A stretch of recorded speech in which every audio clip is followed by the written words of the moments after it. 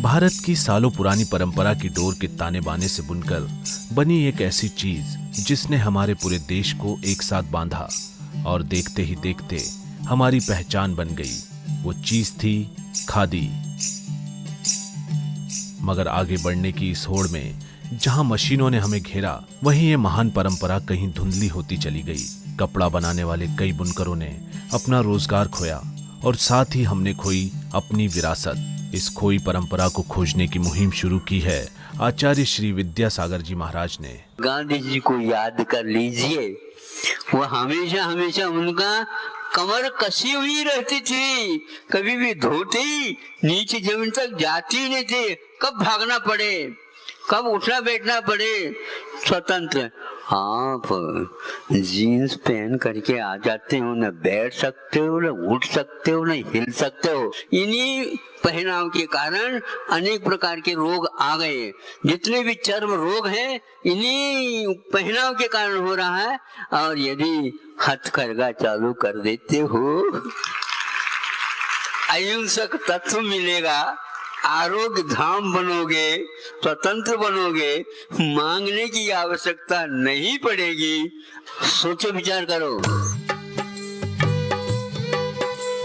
गुरुजी ने अपने विचारों का जो बीज बोया वो अंकुरित हुआ कुछ युवाओं के मन में प्रेरणा बनकर, और अब उन्होंने हथकरघा को दोबारा शुरू करने का बीड़ा उठाया है। मेरा नाम अमित है, मेरी उम्र 29 वर्ष है और मैं यहाँ पर कुंडलपुर तीर्थ क्षेत्र जो कि मध्य प्रदेश के दमोह ज़िले में स्थित है, वहाँ पर एक हथकरघा का प्रशिक्षण केंद्र चलाता हूँ। पहले भी हथकरघे चलते थे लेकिन कई कारणों से वो बंद हो गए। उनके कई कारण ये भी हो सकते हैं कि श्रमिकों का शोषण, श्रम का उचित मूल्य ना देना, ये भी हो सकता है। इसलिए हमारा एक प्रमुख उद्देश्य ये भी है कि हम श्रम का हो रहा शोषण उसको रोक सकें और जो व्यक्ति श्रम कर रहा है उसको ज़्यादा से ज़्यादा जो है पारिश्रमिक दिला सकें। जो आज का युवा श्रम से दूर भाग रहा है, श्रम के महत्व को नहीं समझ रहा है, वही सबसे बड़ा चैलेंज है।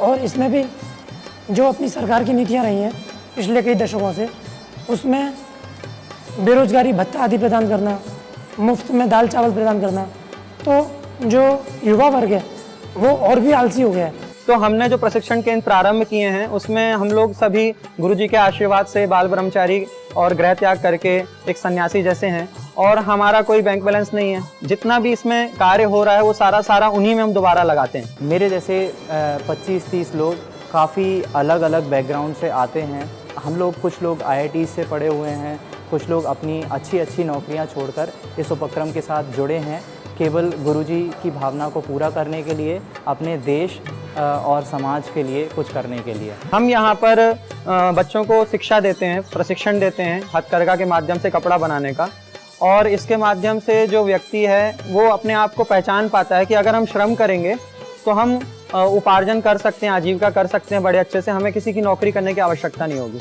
तो इसी दृष्टि से ये हमारा सारा प्रकल्प है और युवा इससे जुड़ करके कार्य कर रहा है और सीख रहा है।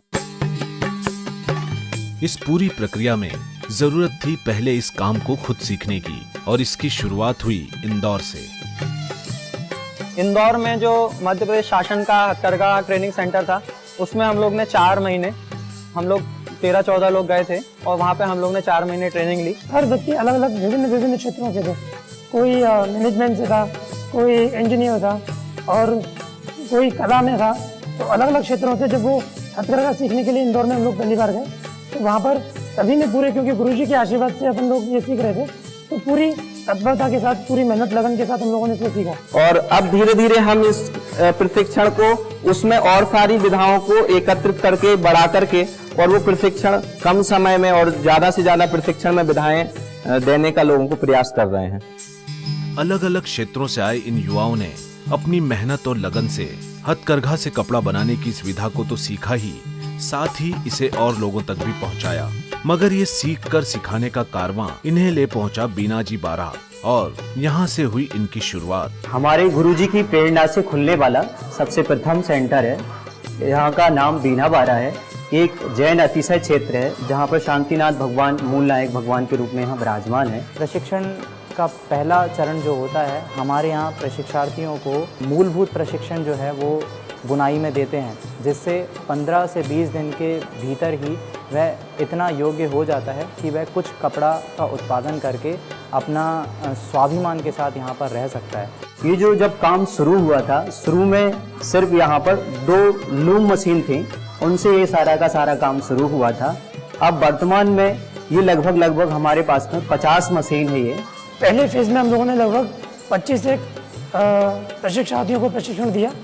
उसके बाद वहाँ पर जो लोकल लोग थे, गांव के लोग, लगभग 30 लोगों को हमने और प्रशिक्षण दिया। क्योंकि यहाँ आसपास के परिवेश में लोगों को अगर देखा जाए तो रोजगार भी नहीं है, और वो यहाँ आकर के 200 से लेकर के 600 रुपये दिन तक का रोजगार यहाँ प्राप्त कर सकता है। हमारे पास जो एज ग्रुप वाले लोग हैं, लगभग 18 से और फिर 22, 23, 24 तक के लोग हैं, और कुछ लोग जो अपनी बड़ी बड़ी सिटीज़ में नौकरी कर रहे थे, लेकिन वहाँ पर भी वो बहुत फ्रस्ट्रेटेड थे, जो वहाँ का माहौल है उसको देख करके, तो वो लोग भी अपने साथ जुड़े हैं। यहाँ पर लगभग देखा जाए तो 60 से 70 लोगों ने यहाँ पर प्रशिक्षण लिया है, जिसमें से अपने भारत के अलग अलग राज्य के लोग यहाँ पर आए और उन्होंने प्रशिक्षण लिया। हमारे इस बीना बारा जी के हथकरघा केंद्र में लगभग 30 से 40% जो भाई बंधु हैं और जितने भी बुनकर भाई हैं, वो मोस्टली अदर कास्ट को या अदर रिलीजन को बिलोंग करते हैं, और यहाँ पर हम लोग बिना किसी भेदभाव के एक साथ ही रहते हैं और पूरा सहयोग सभी लोग करते हैं। बीना बारा तो पहला पड़ाव था। बीना बारा की सफलता के बाद बारी थी तेजी से आगे बढ़ने की। हमारा पहला जो प्रशिक्षण केंद्र है वो बीना बारा में प्रारंभ हुआ था, और ये कुंडलपुर में उसके लगभग 6 महीने बाद प्रारंभ हुआ है। मेरे साथ यहाँ पर इस शाखा का प्रबंधन के लिए 3 और लोग हैं जो अपनी पढ़ाई या अपनी अच्छी नौकरियाँ छोड़कर हमारे साथ इस काम को कर रहे हैं। यहाँ पर हम लोग आवास की व्यवस्था और भोजन की व्यवस्था एकदम निःशुल्क रखते हैं, और ये पूरा प्रशिक्षण जो है वो पूरा निःशुल्क हम लोगों को देते हैं। गुरुजी कहते हैं कि एक बार पेपर को टाइप करने में समय लगता है, लेकिन एक बार चीज़ टाइप हो गई तो बस उसकी फोटोकॉपी कराते जाओ और दूसरों को बांटते जाओ। तो वही चीज़ हमारे भैया लोगों ने सभी ने की है, और जितना हमने श्रम किया है उतना श्रम अब हमारे आने वाले छात्रों को नहीं करना पड़ेगा, क्योंकि हमने जो सीख लिया, जो समझ लिया, वो हम छात्रों को बता देंगे कि इससे ये हानि है, इससे ये फायदा है। आज भारत में अनेक हथकरघा केंद्र खुल चुके हैं, जिनमें से प्रमुख केंद्र हैं मध्य प्रदेश में कुंडलपुर, बीनाजी बारा, जबलपुर, सागर, मंडला, मुंगावली, आरोन, राहतगढ़, गुना। महाराष्ट्र में मुंबई, कुंथलगिरी, चोपड़ा, जलगांव और छत्तीसगढ़ में डोंगरगढ़। इन सभी केंद्रों में ऐसे कई लोग हैं जिनके जीवन में एक बड़ा बदलाव आया है और वे आत्म सक्षम हो गए हैं। पूज्य आचार्य गुरुवर विद्यासागर जी महाराज के आशीर्वाद से लोगों का रुझान तो इस ओर बढ़ ही रहा था। जैसे ही गांव ग्रामीण लोगों को इसके बारे में जानकारी लगी, वो स्वयं इससे जुड़ना चाह रहे हैं। मैं बीना बारा से हूँ। इसके पहले मैं देवरी में स्कूल में पढ़ाता था। यहाँ पे इंटरव्यू चल रहा था, वहाँ पे मैंने इंटरव्यू दिया और यहाँ पे मेरा सिलेक्शन हो गया, तो वहाँ पे फिर मैंने ज्वाइन कर लिया और यहाँ पे लगभग 3-4 चद्दर डेली को निकाल लेता हूँ। इसके पहले हम खेती किसानी करते थे। 15 दिन हमने ट्रेनिंग लिया। 15 दिन के बाद हम काम सीख गए, अच्छा काम देने लगे, फिर अच्छा काम करने लगे तो पैसा भी बढ़ गया। मैं वहाँ अपने गांव में नाश्ता की दुकान में रहता था पापा के साथ, और मेरे को पता चला कि यहाँ हथकरघा प्रशिक्षण केंद्र खुल रहा है। तो मैंने व्हाट्सएप में पढ़ा तो यहाँ आया और यहाँ अच्छा सीख रहा हूँ। हथकरघा प्रशिक्षण केंद्र में 4 महीने हो गए हैं और मुझे यहाँ पे 3 महीने हुए हैं और मैं साड़ी बना लेता हूँ, टावल बना लेता हूँ और लटके का कपड़ा बना लेता हूँ और गमछा बना लेता हूँ। यहाँ पे मुझे 1 मंथ हो चुका है, तो लगभग आधा मैं सीख गया हूँ। 1 मंथ और मैं यहाँ पे ट्रेनिंग लूँगा, फिर उसके बाद मैं एज ए ट्रेनर 1 मंथ करूँगा और ऑलमोस्ट जनवरी में मैं अपना खुद का डाल दूँगा। करीब 4-5 माह यहाँ पर प्रशिक्षण लिया। अब यहाँ पर मैं बच्चों को ट्रेनर प्रशिक्षण देने का काम कर रहा हूँ। जब हम इन लोगों के चेहरे देखते हैं और इन लोगों को काम करते हुए देखते हैं कि एक 14 साल का लड़का है और एक 18 साल का लड़का है और दिन का 400 रुपये पैदा कर रहा है, बना रहा है। हाँ, कमाई तो हो रही। 7-8 मीटर कपड़ा निकाल देता हूँ, 10 मीटर तक 4 अक्सर रुपये तक कमा लेता हूँ। तो ये सब देख करके और सारी चीज़ें देख करके हमें बहुत प्रसन्नता होती है कि हम जो कर रहे हैं बहुत अच्छा कर रहे हैं और आगे इसको हमें बढ़ाना है। पापा बड़े खुश होते हैं और कि उनका बेटा आज प्रशिक्षक केंद्र में काम कर रहा है और ये सीख रहा है, नाम कमा रहा है, ये कर रहा है। पिछले वर्ष जब हमने बीनाजी बारा में जो हमारा पहला केंद्र था, वहाँ पर हमने 9 प्रशिक्षार्थियों के साथ शुरुआत की। उनमें से कुछ प्रशिक्षार्थी आज हमारे साथ प्रशिक्षक का काम कर रहे हैं, कुछ प्रशिक्षार्थी अपने घर पर कुछ हथकरघों के साथ इस उपक्रम को चला रहे हैं। भैया हमारे रोहित कुमार जैन जो कि संचालक हैं हथकरघा केंद्र के, उन्होंने बीनावाड़ा में जाके सीखा और हमारे भैया ने यहाँ पर हथकरघा केंद्र जब चालू हुआ हमारे गांव चांदपुर में तो उन्हीं के द्वारा हम सीखे। यहाँ पर शुरू में हम लोगों ने 4 हैंडलूम से शुरू किया था और आगे हम सागर में भी हथकरघा केंद्र स्थापित कर रहे हैं, हैंडलूम कसे जा रहे हैं। हम लोग 4 भाई हैं, तो 2 बंदा वहाँ पर रहेंगे, 2 यहाँ पर रहेंगे। मैं यही कहना चाहूंगा कि हथकरघा केंद्र एक रोजगार का माध्यम है और घर बैठे आदमी ना उनको धूप लगनी है, अंदर बैठ के मशीन चलाना है और 3-4 रुपए दिन रोज पैदा कर सकते हैं व्यक्ति। अभी सर बहुत लोगों को सिखाएंगे। इन सभी केंद्रों ने कई लोगों को रोजगार तो दिए ही हैं, साथ ही उनके बनाए वस्त्रों को लोगों तक पहुंचाने के लिए विक्रय केंद्र भी स्थापित किए हैं। हथकरघा केंद्र में बने सभी प्रकार के वस्त्र यहां से पूरे देश में ग्राहकों तक पहुंचते हैं और इनकी मांग दिन प्रतिदिन बढ़ती चली जा रही है। हमारे देश में आज जो वस्त्र का उत्पादन होता है उसमें लगभग 44 लाख लोग हथकरघा के माध्यम से रोज़गार प्राप्त करते हैं और ये पूरा सेक्टर जो है वो हमारे देश में दूसरा सबसे बड़ा सेक्टर है कृषि के बाद। पहले महोत्सव हुआ था यहाँ पे, तो मैं सेल्स एग्जीक्यूटिव था मेन। यहाँ पे हमने बहुत बड़ी दुकान लगाई हुई थी और हमारे हर सेंटर का माल हमने यहाँ पे बेचा हुआ था। 10 दिन में करीबन हमने 6 लाख रुपए का माल बेचा था। पूरे हथकरघे सा बना हुआ था और बहुत ही अच्छा रिस्पॉन्स था लोगों का, लोग प्रेफर कर रहे हैं हथकरघा। जैसे कि हमारे प्रधानमंत्री मोदी जी ने भी कहा है, यदि हम इतनी ड्रेसेस खरीदते हैं साल भर में, यदि एक ड्रेस ये हथकरघा उद्योग की यदि खरीदे तो हमारी बहुत हद तक हमारे देश की बेरोजगारी दूर हो सकती है।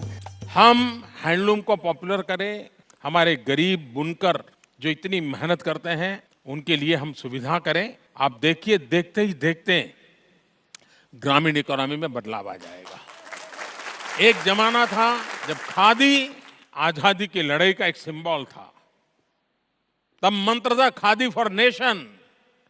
आज khadi for nation, khadi for fashion.